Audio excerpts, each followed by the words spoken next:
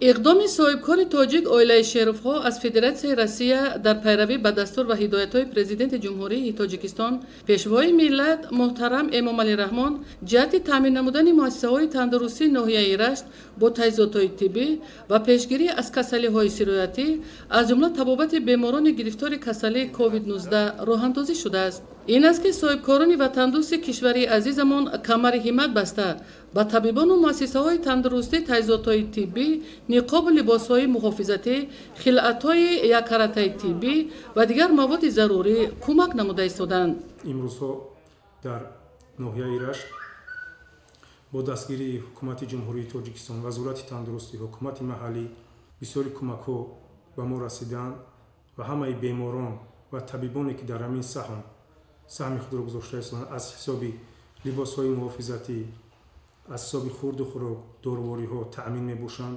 صاحبکاران محلی دست خود را دراز کردند به ما 6 دانه اکسیژناتور که در همین بیماری به نهایت ضرور است هنگام نفس‌تنگی استفاده برده می‌شود به ما رسیده است و 20 دانه لباس‌های محافظتی، 5 دانه پولساکسیمتر آمده است.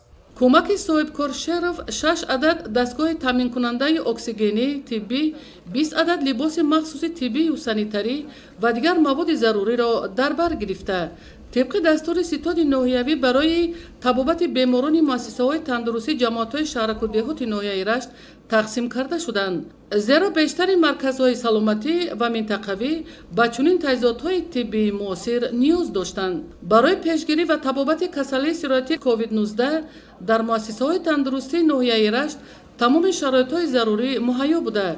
بیمارخانه‌ها با داروواری و دیگر لوازمات طبی پوره تامین می‌باشند. این است که شماره بیماران در مؤسسه‌های تندرستی ناحیه روز تا روز کاهش یافته ایستاده است. از این رو شهروندان را ضرور است که طبق توصیه طبیبان به ضرورت از خانه نبرآمده طلبات قاعده‌های بهداشتی را در خانه و دیگر جایهای جمعیتی حتما رعایت نمایند. زیرا ظهور کووید 19 انسانیت را به امتحان خیلی هم جدی روبرو کرده مردم را هشدار داد که تنها اراده قوی و متحدی آنها می تواند برای پیشگیری از کسالی غالب آیند.